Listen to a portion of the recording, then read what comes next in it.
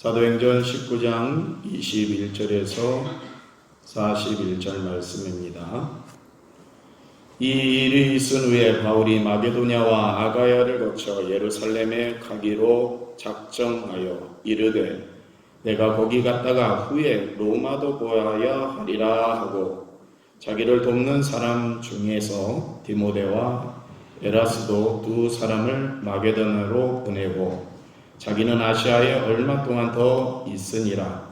그때쯤 되어 이 도로 말미암아 적지 않은 소동이 있었으니 즉 데메드리오라 하는 어떤 은장색이 은으로 아데미의 신상 모형을 만들어 직공들에게 적지 않은 머리를 하게 하더니 그가 그 직공들과 그러한 영업하는 자들을 모아 이르되 여러분도 알거니와 우리의 풍족한 생활이 이 생업에 있는데 이 바울이 에베소뿐 아니라 거의 전 아시아를 통하여 수많은 사람을 권유하여 말하되 사람의 손으로 만든 것들은 신이 아니라 하니 이는 그대들도 보고 들은 것이라.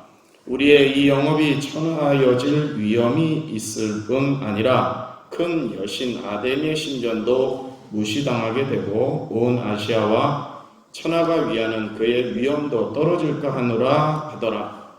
그들이 이 말을 듣고 분노가 가득하여 외쳐 이르되 크다 에베소 사람의 아데미여 하니 온 시내가 요란하여 바울과 같이 다니는 마게도냐 사람 가이오와 아리스다고를 붙들어 일제히 영국장으로 달려 들어가는지라. 바울이 백성 가운데로 들어가고자 하나 제자들이 말리고 또 아시아 관리 중에 바울이 친구된 어떤 이들이 그에게 통지하여 연극장에 들어가지 말라 권하더라. 사람들이 외쳐 어떤 이는 이런 말을 어떤 이는 저런 말을 하니 모인 무리가 분란하여 태반이나 어찌하여 모였는지 알지 못하더라.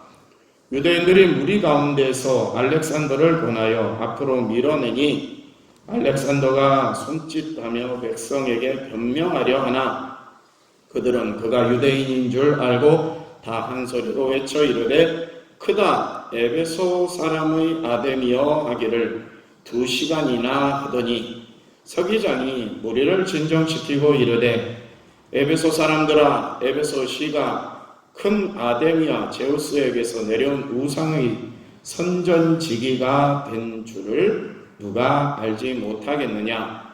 이 일이 그렇지 않다 할 수 없으니 너희가 가만히 있어서 무엇이든지 경솔히 아니하여야 하리라.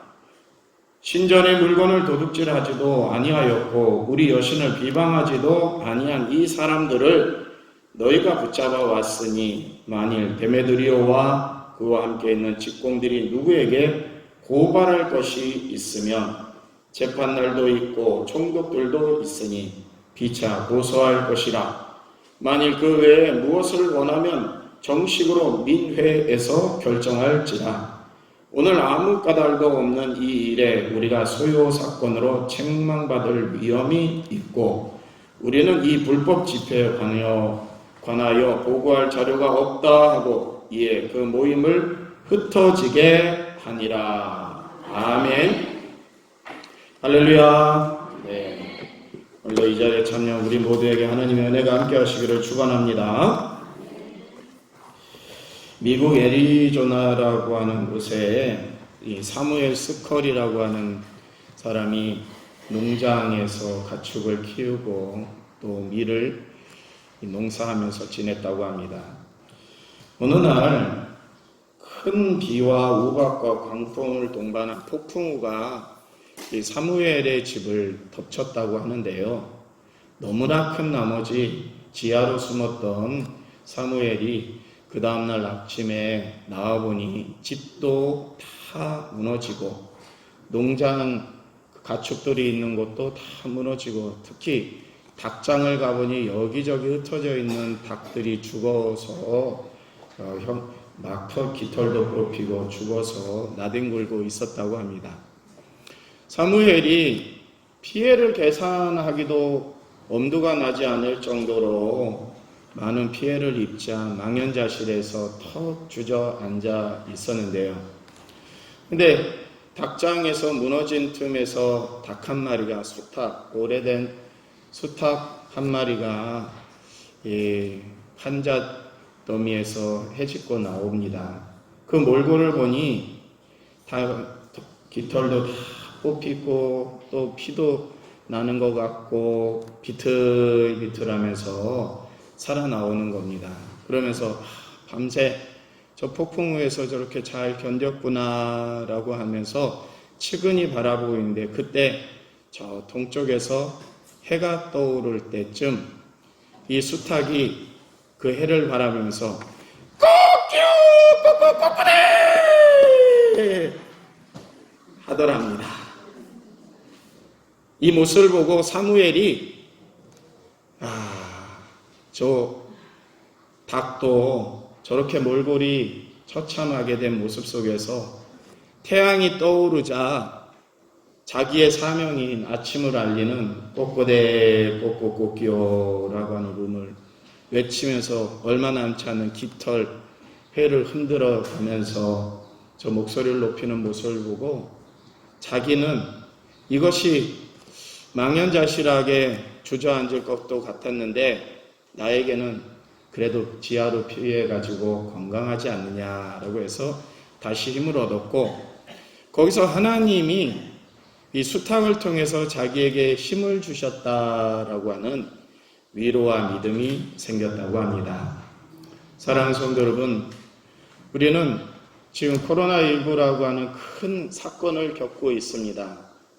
어떤 분들은 이 일로 인해서 찢기고 상한 몸을 가지고 있고, 또 많은 사업의 실패와 염려 가운데 가난, 절망, 또 처절한 상처, 또 교인이 교회 간다고 하니까 동네에서 온갖 비방과 동네를 떠나라 라고 하는 그런 농담 섞인 말까지도 들으면서 우리는 이 교회로 향하였습니다. 교회가 마치 코로나19의 온상인 것처럼 비춰지면서 박해 아닌 박해를 겪고 있는 것이 2020년 우리 교회의 모습이고 바로 저와 여러분의 모습인 것 같습니다. 그런데 여러분, 하나님은 우리에게 귀한 약속을 주셨으니 하늘에 대한 소망을 주셨습니다. 이 소망 가운데 우리가 사명을 지키면서 예배하며 살아가게 될 때 하나님은 사무엘에게 수탉을 보내주셨던 것처럼 우리에게도 성령을 통하여서 또한 우리가 알지 못하는 사람과 또 자연을 통해서 우리를 위로하시고 힘주실 줄로 믿으시기를 바랍니다. 오늘 본문에 있는 말씀은 에베소 지역에서 2년여 동안 사역을 하였던 사도 바울이 겪었던 경험담입니다. 그런데 이 사도 바울은 이 경험 속에서 하나님의 위로를 받는 사건을 경험하게 됩니다. 2년여 동안 열심히 이 복음을 전도하여서 에베소 지역뿐만 아니라 많은 지역에서 이 사도 바울이 전한 예수에 관련해서 사람들이 알게 됐습니다. 그리고 심지어 사도 바울이 몸속에서 꺼낸 수건이나 천 같은 것을 병자에게 이렇게 두르면은 그 병이 턱턱 낫기도 하는 기적도 일으키기도 하였습니다. 이 모습이 너무나 신기한 나머지 점술가들이나 마술가들도 사도 바울이 하는 행동을 따라서 합니다. 이 사도 바울이 전파하는 예수를 의지하여 너희에게 명한다. 마술사들이 악기가 들린 사람들에게 이렇게 명하니 그 악기가 들린 사람들이 나음을 입었어요. 유대의 한 제사장 스게와의 7 아들들도 이 일을 행하였는데 악기 들린 사람이 내가 예수도 알고 바울도 알거냐, 너희는 누구냐?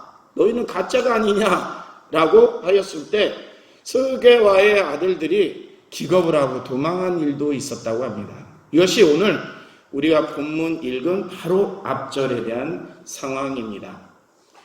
사도 바울이 예수 그리스도의 이름으로 병자도 치유하였고 예수 그리스도를 알리고 또한 심지어 예수를 믿지 않는, 확신하지 않는 사람들까지도 예수 이름이 거론되자 병자를 낫게 하는 기적이 일어나자 사람들이, 유대인이나 헬라인이나 할 것 없이 사람들이 예수를 믿게 되었습니다.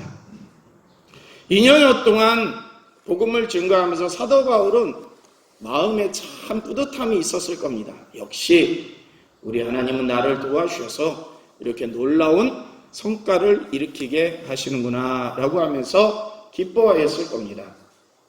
지난 한국의 역사는, 기독교의 역사는 참으로 놀라운 기적의 연속이었죠. 유례없는 성장과 세계에서 손꼽히는 교회들이 한국 교회에 즐비합니다.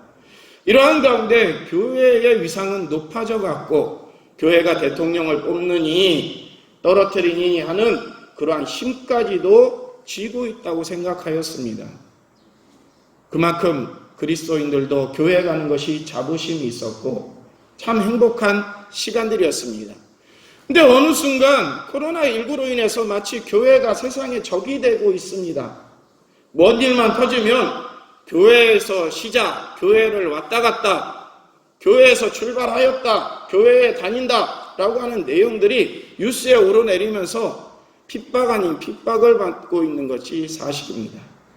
이때 우리의 고민이, 오늘도 교회에 가야 되나 말아야 되나, 이 고민 가운데 이 자리에 오신 분도 있을 것이고, 이 고민 가운데 이 자리에 오지 못한 우리 교우들도 있을 겁니다. 우리 교회뿐만이 아니라 도시는 더 심하다고 합니다. 교회가 이러한 위기를 겪고 있을 때 성도들마저도 교회 안 가는 것이 습관화된다고 얘기하고, 인터넷으로 예배드리고 영상으로 예배 실황을 시청하는 것이 편하다라고 하는 말까지도 나옵니다. 2000년 전으로 돌아가서 사도 바울의 모습은 어땠을까요? 사도 바울의 모습도 우리와 별반 다르지 않을 것 같습니다. 때로는 화가 났을 겁니다. 교회를 핍박하는 것에 대해서 화가 났을 겁니다. 때로는 주저하기도 해서 주변에서 가지 마세요, 위험합니다, 가지 마세요 라고 하면서 만류하기도 합니다. 마치 우리 시대의 2020년 시대나 사도 바울이 겪었던 시대나 비슷한 형편인 것 같습니다. 그런데 여러분, 2000년 전에 사도 바울이 겪었던 하나님의 은혜를 우리도 발견해야 할 줄로 믿습니다. 은장색이라고 하는 사람이, 은을 만들어서 판매를 하고 있었던 사람이 사도 바울이 예수를 증거하고 예수에 대한 놀라운 역사를 일으키자 예수를 믿는 사람이 많아졌어요. 그러다 보니까는 사도 바울이 예수를 증거하는 이유를 들어서 사도 바울을 고발합니다. 무슨 고발을 하냐면, 사람들을 선동하여서 우리가 은을 만들어서 아데미 여신과 신전의 모형을 만들어서 팔아가지고 이렇게 떵떵거리며 부자로 살아가지 않느냐. 동종업계에 있는 사장들과 직공들에게 이 수석해갖고 사람들을 소유하게 일으킵니다. 그러면서 우리가 저 예수쟁이들을 몰아내자라고 하며 2시간 동안 외쳤다고 합니다. 2시간 동안 아데미 여신이 최고다, 저들을 몰아내자, 아데미 여신이 최고다. 그런데 이 2시간 동안 외치면서 태반이나 어찌하여 모였는지 모른다고 합니다. 그러니까 군정심리에서 모였고, 단 몇 사람에 의해서, 데메드리오라고 하는 은장색을 비롯해서 몇 사람에 의해서 소요가 일어나고 위기가 닥쳤던 겁니다. 사실 대다수의 우리 한국 국민들이 교회를 욕하는 것은 아니죠. 일부가 우리 한국 교회를 비판하고, 일부가 동네에서 나를 교회 못 가라고 얘기하고, 그런데 이것이 크게 느껴지는 것도 사실입니다. 왜냐하면 하나의 핍박은 나에게 큰 위기가 될 수밖에 없기 때문입니다. 데메드리오라고 하는 은장색이 시작한 이 소요는 사람들을 일으키게 하였고, 많은 사람들이 광장에 모여갖고 사도 바울의 제자들을 붙들어 놓고 소요를 일으킵니다. 이들을 처벌하자. 핍박의 순간이 교회에 왔습니다. 사실 엄밀히 살펴보면요, 에베소는요, 새 신들이 있는 곳이라고 합니다. 로마 황제를 비롯해서 오늘 본문에 나오는 아데미 신, 또 아테네 신, 이런 신들을 섬기는 새 신전이 있는 곳이라고 합니다. 이 아데미 신전은 건설이 120년 동안 건설했다고 합니다. 그러면 적어도 아데미 신에 대한 역사가 100년 이상 훨씬 넘어서 이 에베소 신전에 있었고, 그 신이 에베소를 지배하고 있다고도 관여합니다. 성지순례 때 에베소에 가보니까는 에베소 교회를 살펴보니까요, 아주 허름해요. 아주 작아요. 그것도요, 도시 한가운데 있는 것이 아니라 도시 밖 언덕 살짝 넘어서 바울의 집과 또 이 교회가 있어요.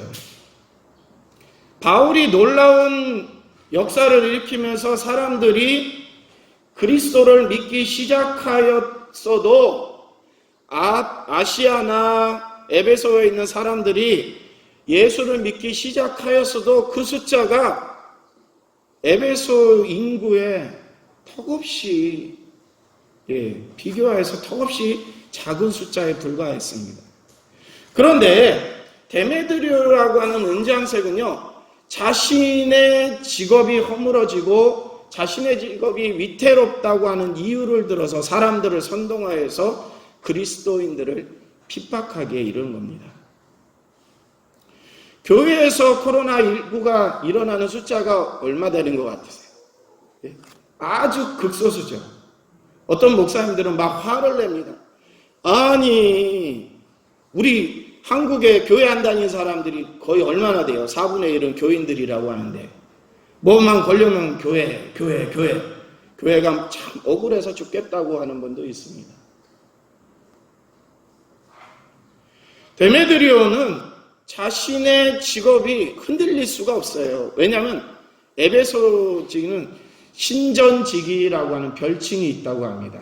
이 신전지기는 신전에서 일하는 사명자들, 신정의 일꾼이라는 뜻이에요. 에베소가.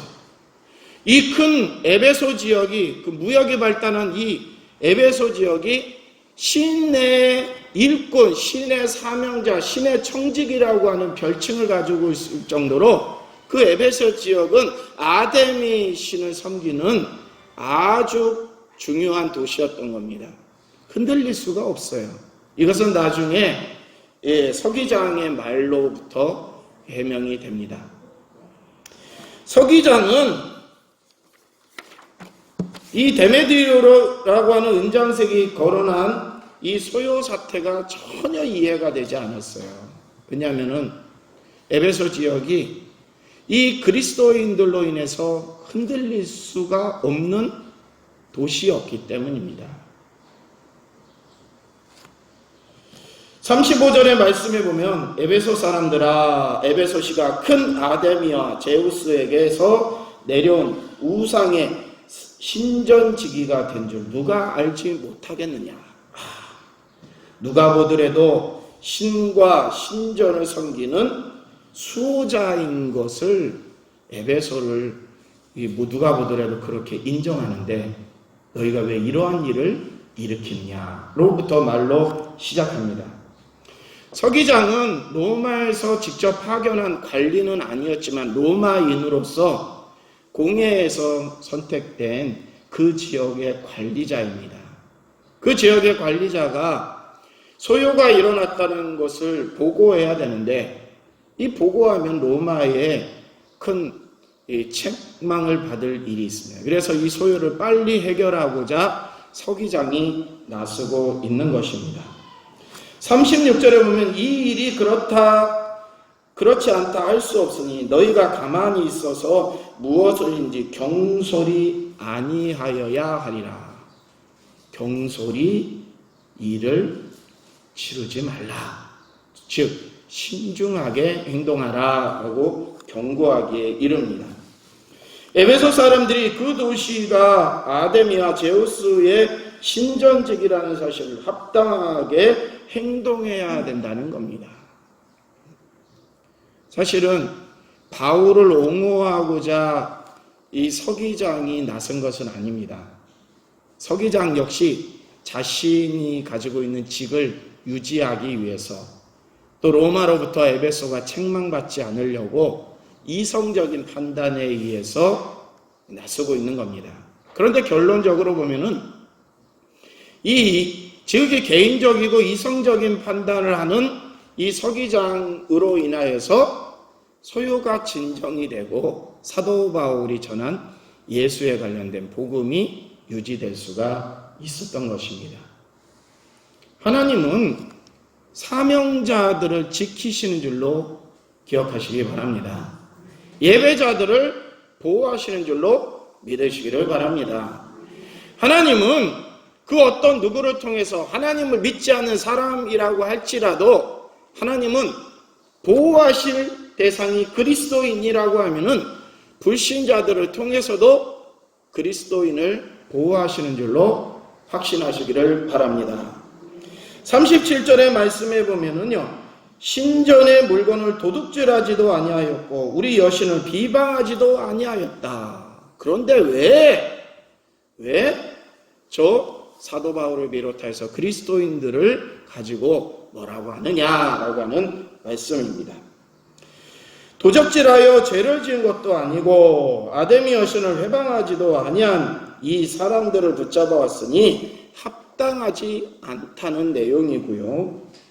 서기장이 대단히 이론적이고 합당한 생각을 가진 사람으로 평가할 수가 있습니다. 서기장은 에베소 사람들에게 법적이고 행정적인 대안을 제시하는데요. 만일 데메드리오와 그와 함께 있는 직공들이 누구에게 고발할 것이 있으면 재판날도 있고 총독들도 있으니 그때 고소하라.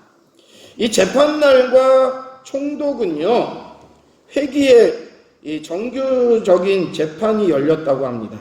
즉 총독이 집전하는 정식 재판입니다. 이것은 중요한 재판을 다루었겠죠. 그렇기 때문에 이 에베소 지역에 중요한 일이 생기면 정식 재판 기일이 있으니 그때 소송하여서 총독의 판가름을 받으면 될 것이다 라고 하는 그러한, 소위 말해서 형사소송을 하면 되지 왜 이렇게 소요를 일으키느냐라고 첫 번째 얘기합니다.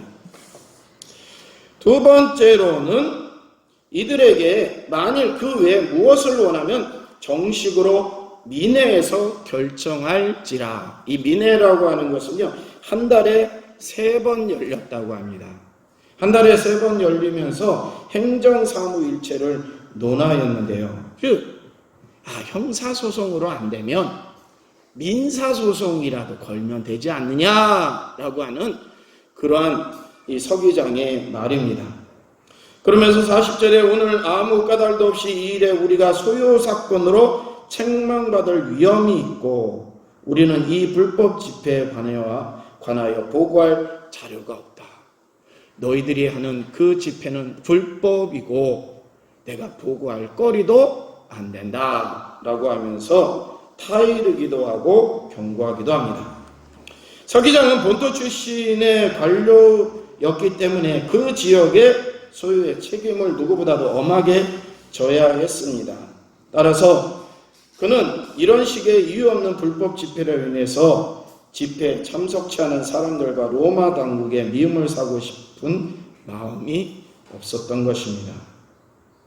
사실 이 소유는 개인적인 이기심과 음모에서부터 비롯된 것으로서 구체적인 이유나 근거도 없는 충동적인 소요 사태였으며 군중 심리에 모여서 일으킨 불법 집회였던 겁니다. 결국 데메드리오의 음모와 요구는 거부되었으며 실패로 끝나게 됩니다. 행정과 질서가 마비될 즈음에 하나님은 서기장을 이용하셔서 하나님의 섭리를 이어가셨습니다. 하나님은 이 불신자 가운데 있는 모든 사람을 움직이십니다. 특히 하나님께서 사랑하시고 쓰시는 헌신자들은 언제 어디서나 어떠한 방법으로도 하나님이 보호하시고 지키심을 기억하시기 바랍니다. 코로나19 위협 속에서 우리가 예배를 드리고 또 사명을 감당합니다. 때로는 음해를 당하기도 하고 비방을 당하기도 하고 핍박을 받기도 합니다. 지금 우리는 참으로 어려운 처지에 있습니다. 때로는 혹독한 시험과 시련으로 모든 것이 무너질 위기에 있기도 합니다. 도저히 회복할 수 없는 절망감이 두려움으로 엄습하기도 합니다.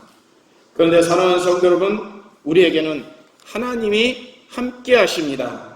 예수님이 함께 하시고 부활의 능력을 입으신 예수님이 우리를 지키시고 인도하십니다. 또한 성령께서 우리가 가는 앞길에 장애물을 하나하나 제거하여 주실 줄로 믿으시기를 바랍니다.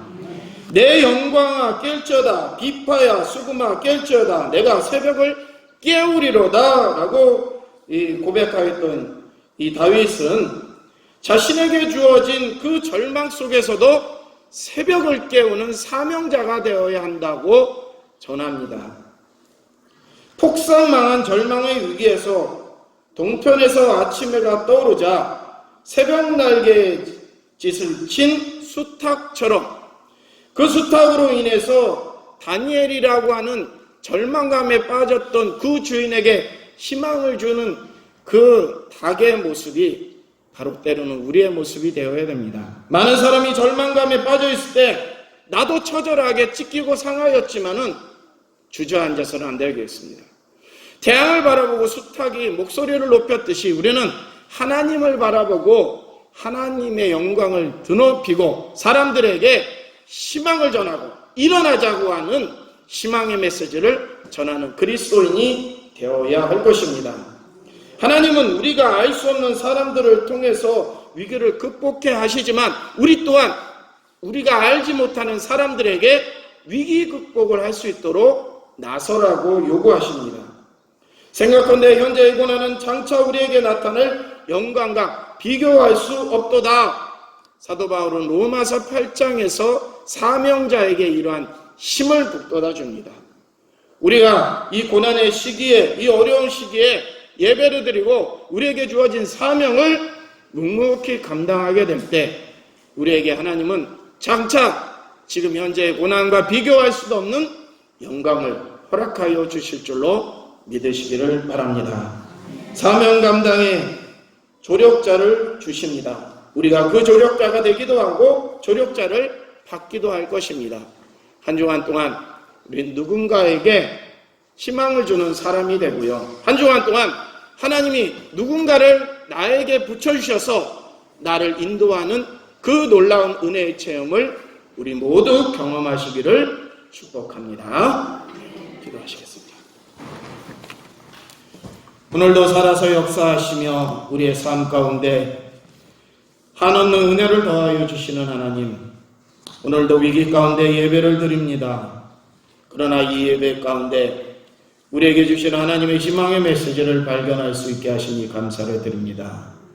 수많은 사람들이 핍박을 할지라도 하나님은 로마인을 통해서 다윗을 보호하시고 그리스도인을 보호하셨듯이 현재 코로나19를 경험하는 우리 그리스도인들의 모습도 때로는 처절하게 찢기고 상한 모습이지만 하나님은 또 다른 조력자들을 통해서 우리를 지켜내실 줄로 믿습니다. 이러한 삶 가운데 우리에게도 맡겨주신 사명이 있사오니 그 사명을 위해서 타인을 위해서 살아갈 수 있는 다시 일어날 수 있는 그리스도인이 되게 하여 주시옵소서. 예배가 일어나고 기도가 일어나고 찬송이 일어나고 우리의 희망이 일어날 수 있는 한 주간이 되기를 소망하며 예수 그리스도의 이름으로 기도드립니다. 아멘.